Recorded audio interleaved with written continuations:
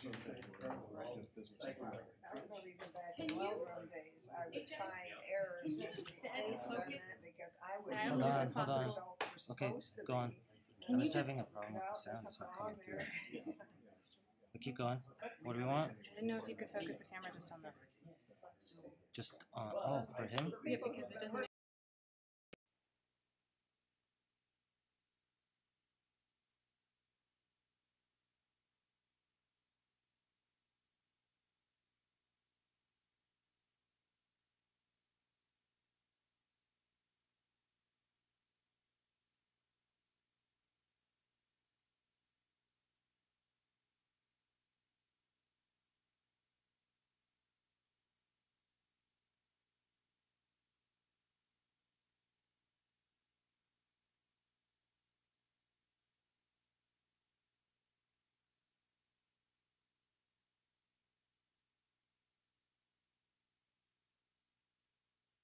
Okay, if it has an energy surplus, it needs to be able to pay taxes. So if you have to pay a subsidy, and it's an energy surplus, there's something wrong. Yeah, it cannot be possible. There's something wrong with your calculation. If for years and years you need big subsidies, a surplus ought to give money to the group as a whole. How is this happening? Is it that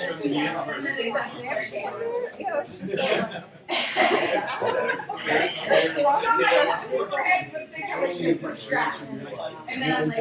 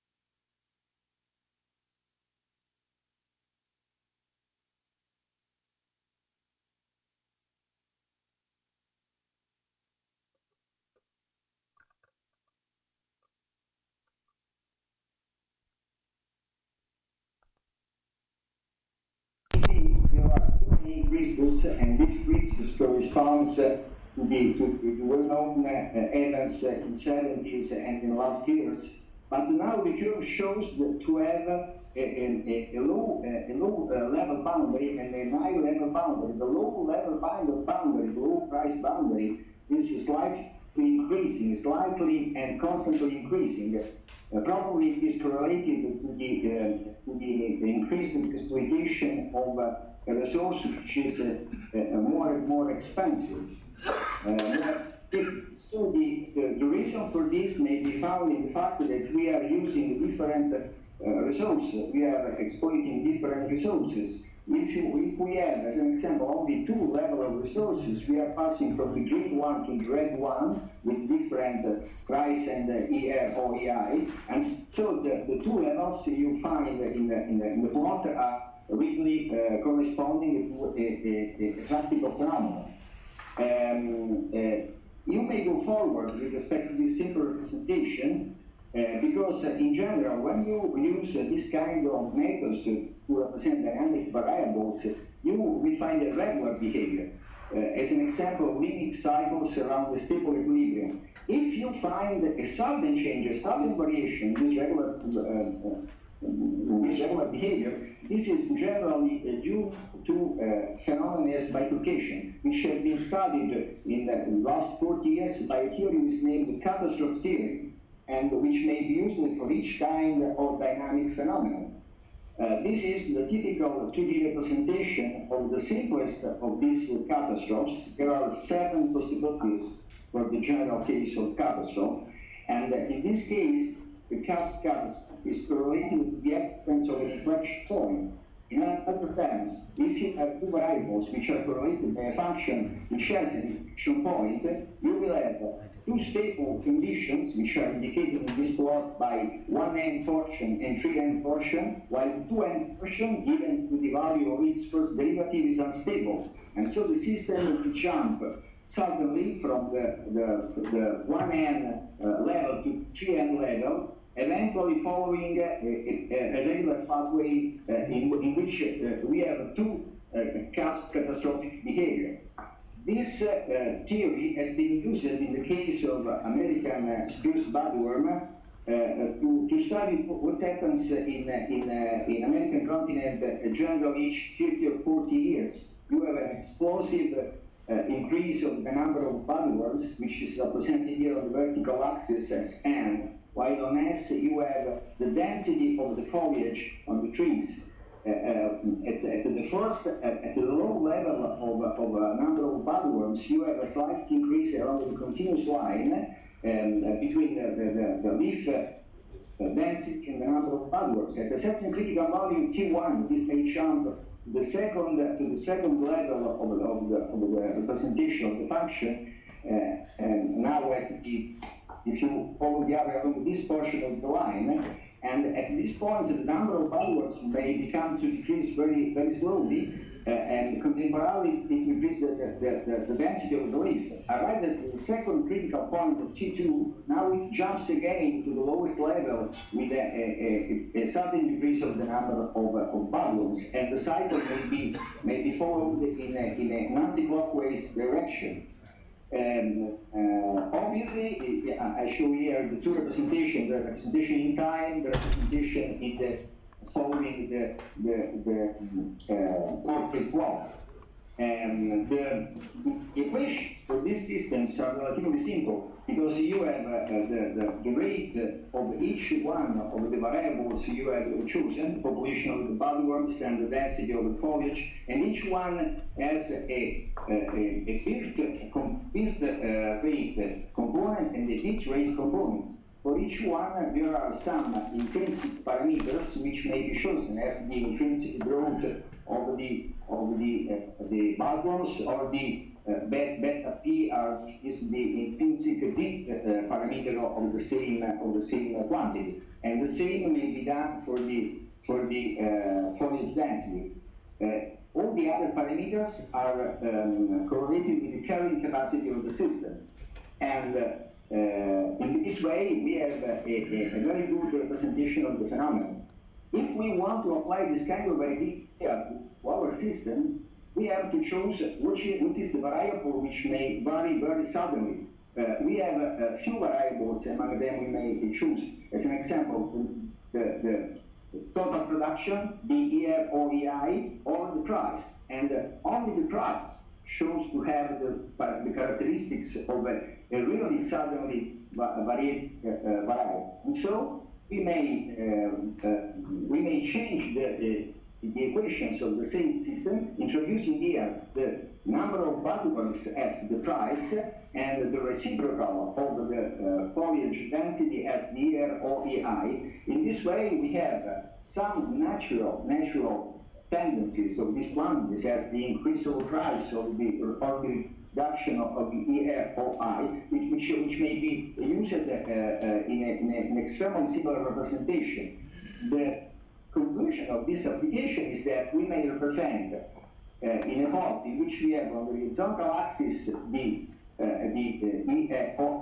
ER/OEI, and on the vertical axis the price of the oil. When we are in a condition in which the expectation is slightly reducing along this line, now in a clockwise direction, we are slightly reducing the array, we arrive to a critical point in which the price may jump suddenly back to a new level, and now this level may push strong investments which may eventually increase again the ER/OEI, and so price may begin to reduce once again, and the cycle may begin again. What is interesting is that this choice shows an inverse relationship between the price and the ER/OEI in both cases. In the case of the reduction of the ER/OEI and in the case of increase of ER/OEI. And this inverse relationship is exactly the relationship which has been recently proposed for the calculation of this quantity by Kurt and Fitzein. Kurt and Fitzein proposed an hyperbola-like function which is very similar, which has the exact properties of Q we are proposing now. The only difference is that we propose two different hyperbola-like constants, one for the increasing ER/OEI and the other one for the decreasing ER/OEI periods. The conclusion is that, in our opinion, it is possible to analyze even some complex economic systems using this kind of approach, especially obtaining as a result that there are two different price or ER/OEI levels, which may be used as practical parameter, and that this finding is in agreement with the most recent approach for the calculation of ER/OEI, as that's suggested by Kurt and Fitzein, simply choosing that there are two different constants, one for the decreasing price and the other one for the increasing price situation. A short reference list is following. Sorry. A short reference list is following if someone is interested to the papers I have cited. Thank you very much for your attention.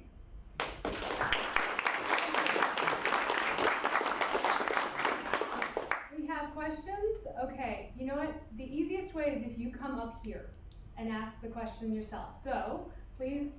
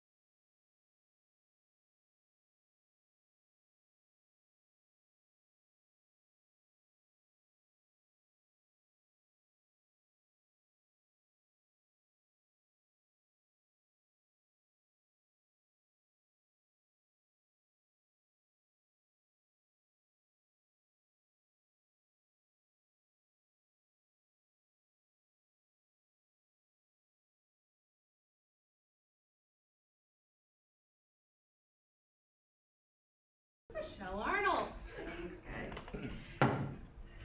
Like Jessica said, I'm Michelle Arnold, and I'm from Utah State University. I'm getting my PhD with Dr. Joseph Tainer. But I grew up in Syracuse, New York, and I went to ESF, and I was one of Charlie's undergraduate students.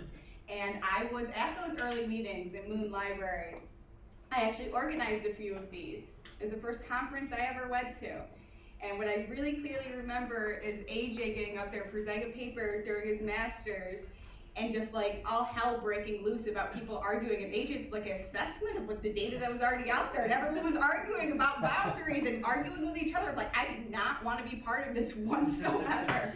So that was like my really first conference experience. And I've been to a lot of conferences since then. I present on a regular basis to my students, but like being up here with you guys, like it's a little different feel. But I really like the research that I'm doing, and what I'm presenting today is innovation in biofuel technology. And it's going to be part of a larger whole that I'm doing for my PhD work out there in Utah State with Joe Tainer. So let's get started. Okay. So outline, I was always told that if the presentation's more than 20 minutes, you should give an outline so your people can follow you. So we're going to talk about some consumption data, then the same liquid biofuels, and then trends in innovation. Give you my research question, my methods of analysis, my results, and my conclusion. Okay, so we're looking at this data, and what we have is this is the world data, and this is kilograms of oil equivalent per capita in the world. And as we see that's increasing over time since 1973. The one below it is actually shares, so those are proportions that we have. And it's over 85% that we still use of fossil fuels today within the United States. So we're setting up the problem here. And this is US specifically. Again, kilograms of oil equivalent per capita. As you can see, it's going down. However, if we go back a slide, if I can do that here. Michelle, I can't read what the colors are. Okay. Okay. This is only 0.2 kilograms of oil equivalent for the world. If we go forward, 0.8 or 8.5 is the top there. So we're double the world per capita, even though we're going down. Okay. The colors we have here is petroleum and light green on the top. We have coal in blue that's declining. We have natural gas that's increasing in red. And then we have, what do we have? Nuclear energy in purple, right here. And then we have hydro and biofuels right here. The green is biofuel and hydro is right there. Okay. So those are shares, proportion used. Okay. Okay. So what we have here is still the US, and on your left we have primary energy consumption, and on the right we have all energy consumption. The difference is electricity. Okay. So as we see in the top, it's total energy consumed, and everything is increasing, even though it might be slightly, with electricity increasing drastically over time in the US. Transportation increasing as well. The one below it is the share, so the percentages where you see electricity increasing greatly, obviously transportation increasing, with the other three, industrial, commercial, and residential, all decreasing in their total share. Which isn't surprising, right? Because if we look at the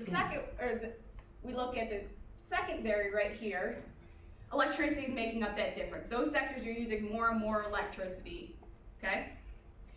But throughout all of this, we see this purple line is transportation. And it's affected little by electricity, which will mean a lot in a minute, but it's also increasing over time in every way.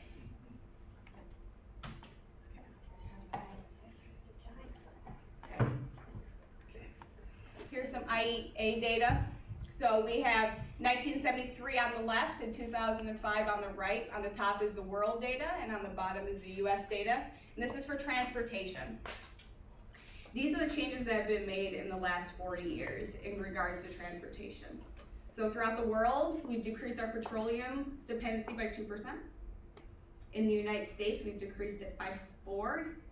But we have both of them have a nice natural gas input still. Biofuels are only 5% in 2015 in the total consumption of transportation in the United States. So that's a problem, right?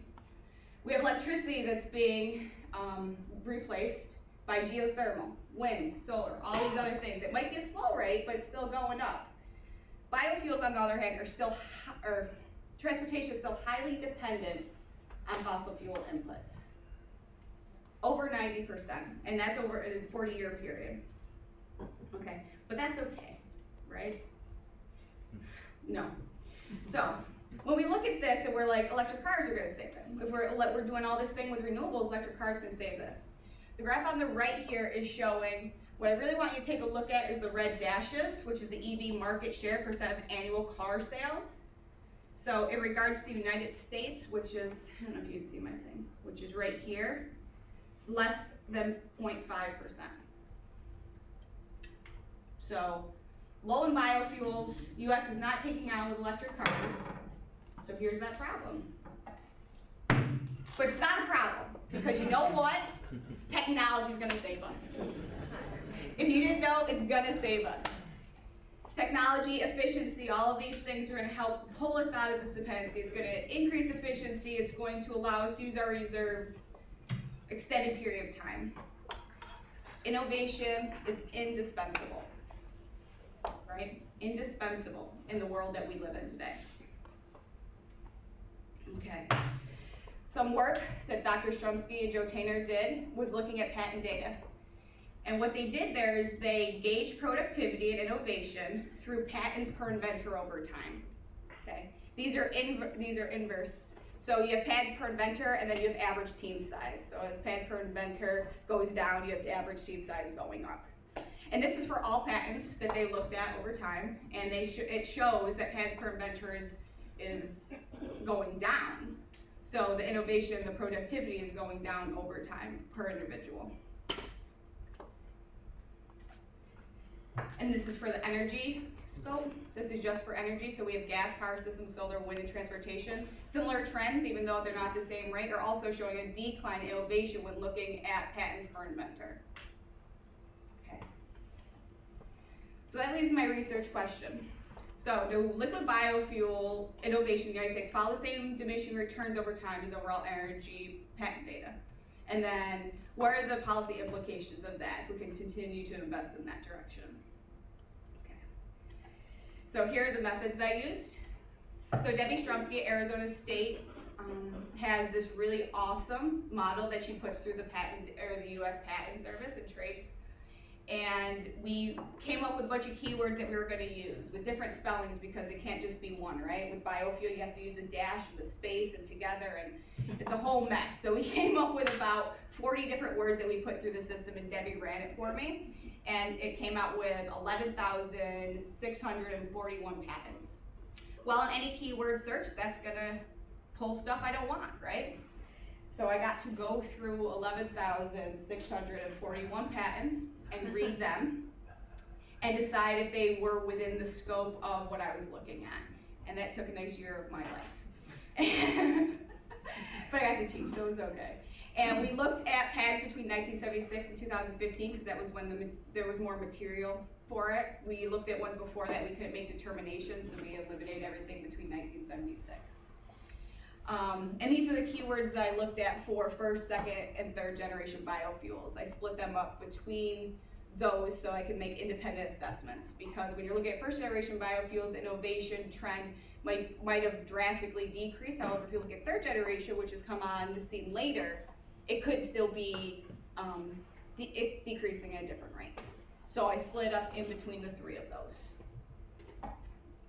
Okay, and that's what my graphs look like. And this is the patent system that I went through. I got really familiar with all of this. Okay, so the boundaries that I had to make, obviously, because boundaries are important when we're doing research. I was looking at liquid biofuels specifically. So biogas, I wasn't looking at biosolids, I was looking at those things. I was looking at liquid biofuels specifically.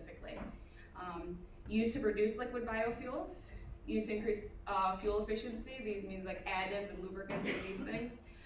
Needs to state liquid biofuels directly when discussing reductions in pollution. Include liquid biofuel used in production of something else. Methanol, which we're going to talk about in a second, was included in its own graph, specifically related to liquid biofuel when discussing fermentation. So we're not talking making beer, we're talking about making biofuel. And did not include waste tires or plastic recycling, because primary fossil fuel to make those still. So we didn't use those in their recycling. Okay. Reason we pulled out methanol is methanol can be made many different ways, and they're never specific on how methanol is being made when they're talking in the patent system. Also, it's highly versatile. Methanol doesn't just go for biofuels, obviously. It's one of those basic chemicals that can be used in all sorts of different reductions and reactions. So it's pulled out entirely into its own system. Okay, results. Okay, so this is from all of the data that I analyzed, and this is total liquid biofuel. And over on the left, and you're gonna see a couple slides with this, so over the left, we're gonna get total that were issued, and then we're gonna look at the productivity of patents per inventor and average team size, okay? So as you can see for total liquid biofuels, that even as patents are increasing over time, the productivity for patents per inventor is decreasing. It's decreasing drastically, and I'll give you the numbers of that on the final results slide. And of course, average team numbers increasing. 1979 was a really weird patent year in regards to everything, but in biofuels specifically, our keyword search only turned up 20 patents total, with 2 that were used within the data. So it's an interesting outlier. Okay, and you'll see this nice hump in all of the data. So this is methanol. Again, even though it's pulled out, it's highly versatile, it's made from a lot of different sources, you can still see similar trends. First generation, and I'm going to show you the numbers on this, but it's decreased drastically over time, more than the other two, more than second and third generation biofuels. Again, that 79 peak is still there. Okay. Second generation, declining. Third generation, and when I say third generation, it's specific to algae. Okay, and still declining, but not at that same rate. Okay, so here are the results for those numbers that we were looking at. So again, 1979 was a weird year for biofuel patents. And throughout all the courses, through methanol, total, and all the generations, it's decreasing in patents per inventor and increasing in average team size. It's just at different rates. So the total is 32%, with average team size increasing about 50. And as we go down, we can see that the rate is different, or is declining between generations. So first generation is at 57% decline from 1974 to 2012. And I picked 2012 because data doesn't really settle in the patent system for several years, so we didn't want to do it any closer to 2018. Second generation, down 42%. Third generation, 37%.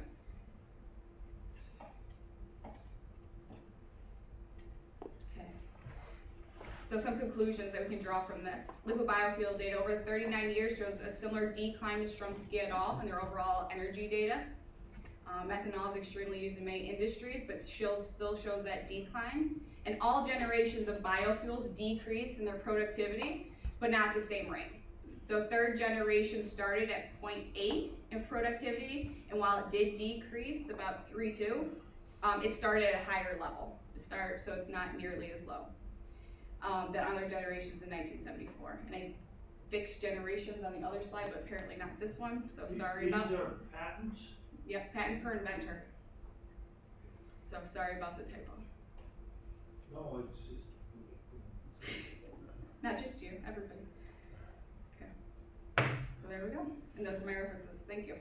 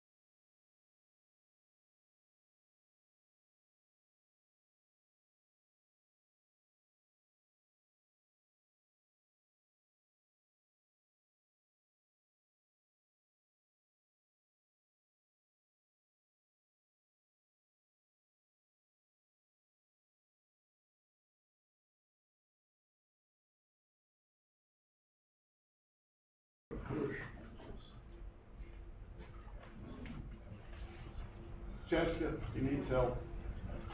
No, I found it. Most of you have heard me on this subject before. It's a schematic of how modern economies work. We have energy coming in from the left, from exhaustible and or renewable sources, and they get fed into an energy pool and then parceled out among the various productive activities, A1, A2, and A3. There could be any number of those, but in the interest of simplicity, I kept it to 3. They all have outputs, vectors of outputs, which get sent to the output pool and then parceled out among the end user groups.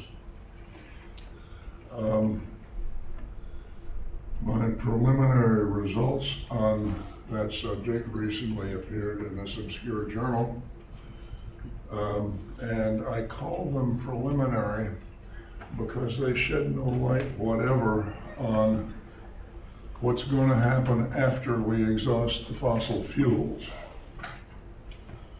And in order to attack that question, I had to add 2 new variables to the model. Up there in the upper left, X, the number of renewable energy farms. Renewable energy comes from wind farms, solar farms, possibly a few biofuel farms. Also U, the energy invested in building, maintaining, and replacing energy farms. And 1 new function, that thing R of X, which tells you how much energy you can generate with X energy farms.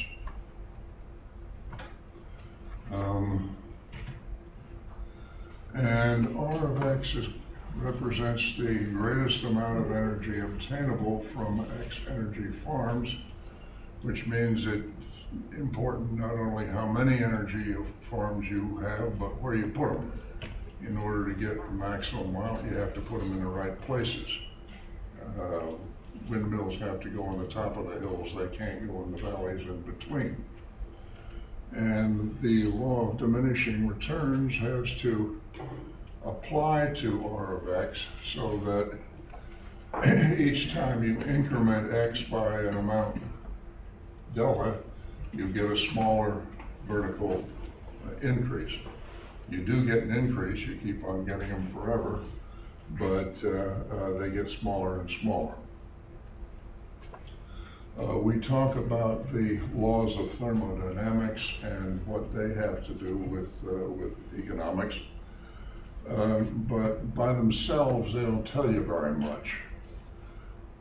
However, if you add in the law of diminishing returns, which is usually called a law of economics, then you can conclude some pretty telling results. And I should point out before I go on that my schematic, simple as it seems, can be made to include all the complexity Charlie shows here in this old model that he put together, because things like the forestry sector, the farm sector, the refining sector, manufacturing sector and all, can all be included as columns A1, A2, A3, and a Leontief input-output matrix. And then Leva told us yesterday how to go about that in an energy-driven economy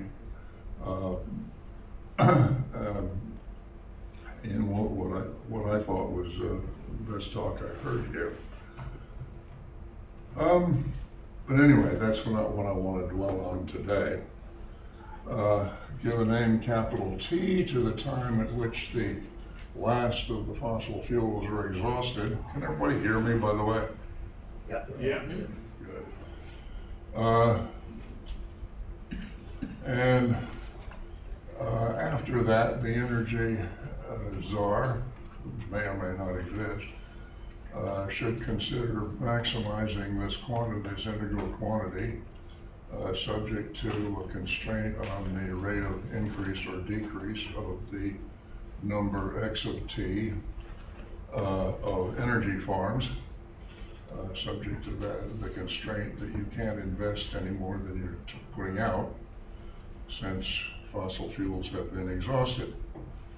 And the reason he might want to do that is because the first half of the integral represents the energy returned on the farming activity, and the second half of the integral represents the energy invested in it between time t, when you run out of fossil fuels, and what I've called omega is the end of time.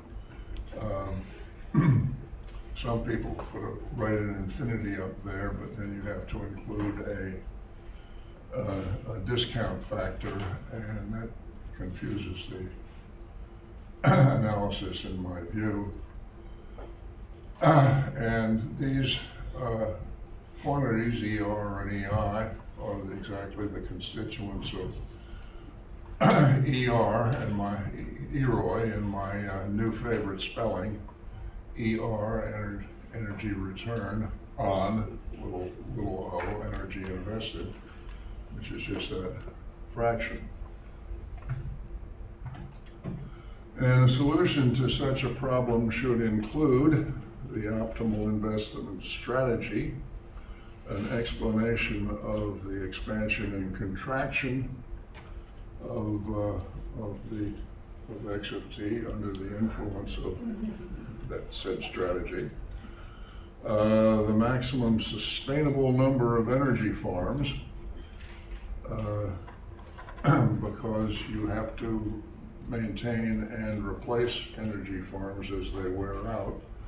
I'm told that photovoltaics last about 30 years and pay for themselves in 3, which gives you an ROI of 9. I suspect it's lower than that when you can, I suspect that the EROIs are smaller than the ROIs.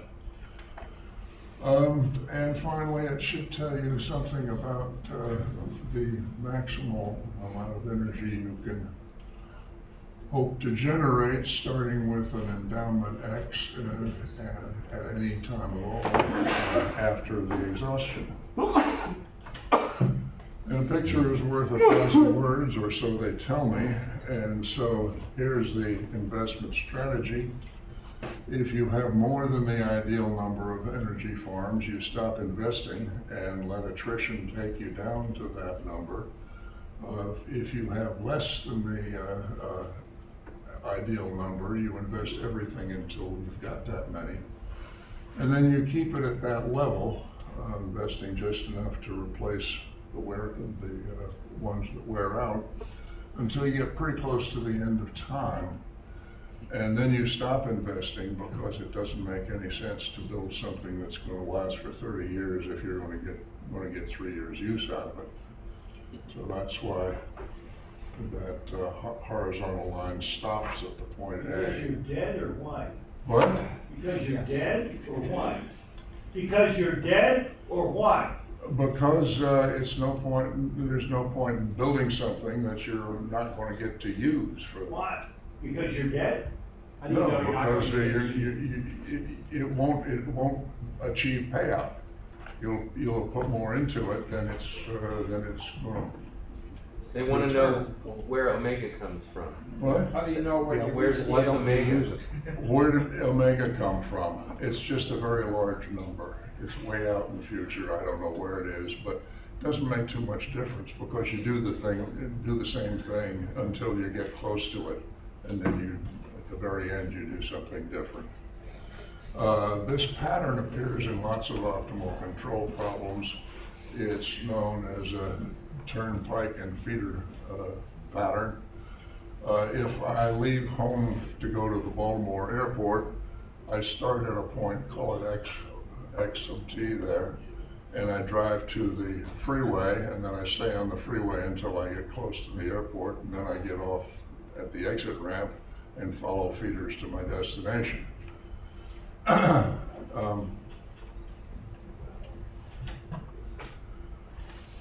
to discover the optimal sustainable strategy, you really don't have to do all that work, because you know that sustainability demands that x dot equals 0, the rate of change of x. So you can solve that equation for u has to be kx over a. You substitute that for a, and then you maximize the difference, and you calculate x star. And once you have that, you can substitute it into r and get r star, the ideal rate of power generation, and u star, the ideal rate of investment over the while you're in equilibrium on that horizontal path. And all, oops, where did we get that?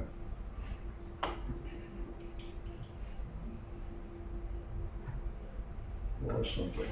All of this is particularly simple if R of X happens to be a power law. And the reason I mention that is because power laws describe a whole lot of things in nature. And in particular, if the exponent is between 0 and 1, they are consistent with the law of diminishing returns. And I should talk a little bit about power laws. For one thing, they become straight lines if you plot them on log paper. This one relates the body weight of weightlifters to the amount they can lift. And these are data from the 1956 Olympics in Melbourne. And 132-pound lifters can lift a little more than 123-pound lifters. 148-pound lifters are stronger still, and so on. And the interesting thing about this one is the slope is about 2/3, which can be predicted from first principles. The other thing I should say about power laws is they are not universal. They don't necessarily hold for all values of the independent and dependent variables, but they don't have to. There are no 8-pound weightlifters, and there are no 8-ton weightlifters. So you only have to, the law only has to hold for a fixed range of the variables, but that range can be very large. Metabolic rate of animals is the amount of the rate at which they consume energy while at rest. And you see that this law holds all the way from small birds and canaries and mice who weigh a tiny fraction of a kilogram, almost up to elephants who weigh almost 10,000 kilograms. So that's quite a broad range of validity, and we can only hope for something like that in this case. If R of X is indeed of this power law form, then it turns out that the EROI in equilibrium depends only on the exponent in the power law. And also you get simple expressions for X star, R star, U star, etc.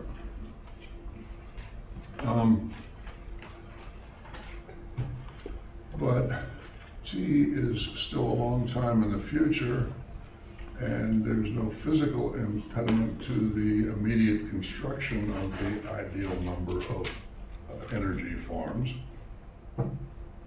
So the era of optimal renewable energy could start long before we exhaust the fossil fuels, and there's a good reason to do that. The total amount of energy you're going to generate, excuse me, these have gotten out of order for some reason.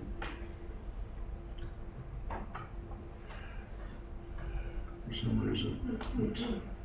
The total amount of energy that you're going to generate between cap T and omega, whenever that is pretty much a rectangle. It has the X little triangle in the beginning. If you have more than the ideal number of energy farms when you run out of fossil fuels, and you get a little less at the end after you stop investing. But for most of the duration of the period, you're going to be generating and consuming energy at this rate, R star minus U star. So it's the total amount of energy developed is pretty much a rectangle with a couple of triangles added and subtracted. If you, for some reason, you start out with less than the ideal number, then you'll get another white triangle at in the upper left-hand corner instead of a colored one. Don't know why that's out of order there.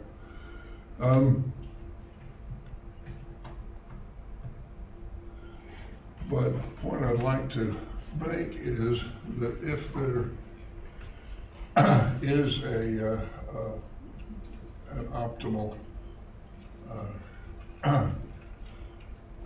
number of configuration of energy farms, we ought to build it soon, because every day that you delay building it is that crosshatch area on the left. If you start at a later time than time zero, that's energy you never get. It's lost energy. You're never going to get that back. So if we assume that R star minus U star is equal to half the energy that we're now developing with fossil fuels, then we're wasting half the energy we develop with fossil fuels every year we delay construction of this optimal exhaustive renewable fuels infrastructure.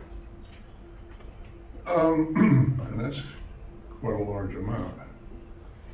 And once we've decided to build the energy, the ideal energy, renewable energy system, we will presumably still have some fossil fuels left before that, at that time, and so we'll have a decision to make.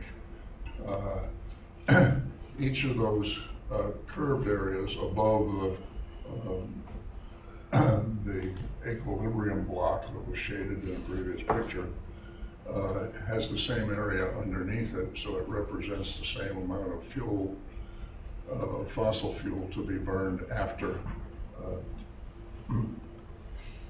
before the exhaustion.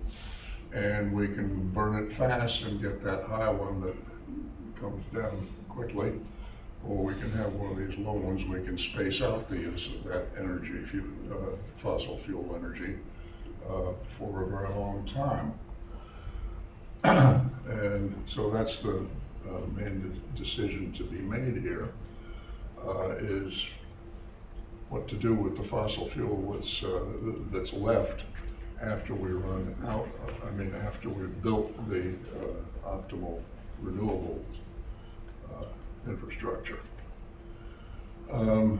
So my conclusion is that a whole lot seems to depend on this function R of X, and if it does turn out to be a power law, and if we are able to estimate the parameters C and gamma with any sort of accuracy, then we'll know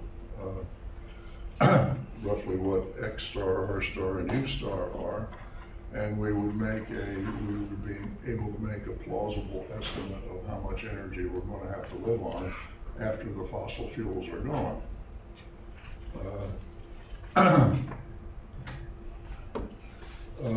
Work has already begun on that question.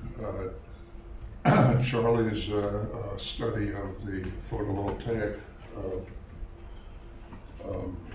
installation in Spain comes up with a rather low estimate of possible EROI. And if you remember, Of EROI. what? You said of fossil fuel, and I think you mean of EROI, rather low estimate. I pronounce that EROI. But if you remember, if you know EROI, you can calculate the exponent on in the power law. So if the power law, if there is a power law, you know what its exponent is going to be. There are other studies with wind farms. He estimates the EROIs are around 18. I suspect that would be a bit lower if you had to build them with purely renewable energy. If you didn't have any fossil fuels to build them with, but I don't know that for sure. But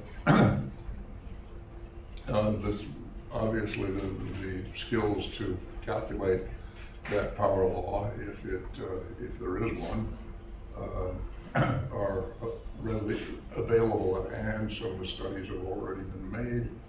A lot more of them could be made and should be made. The bad news, I think, is that R star minus U star is likely to be a small fraction of the energy we're now getting from fossil fuels. And there's no way to increase that. But it would be nice to know how big that fraction is. I know that Jack Allen has thought long and hard on the question. He thinks it's about 0.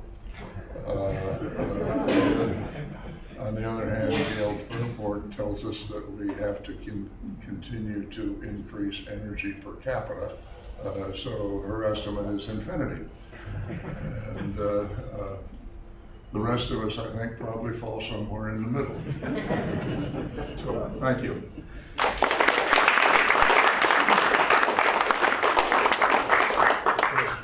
Yeah, I have to mention, bang on this is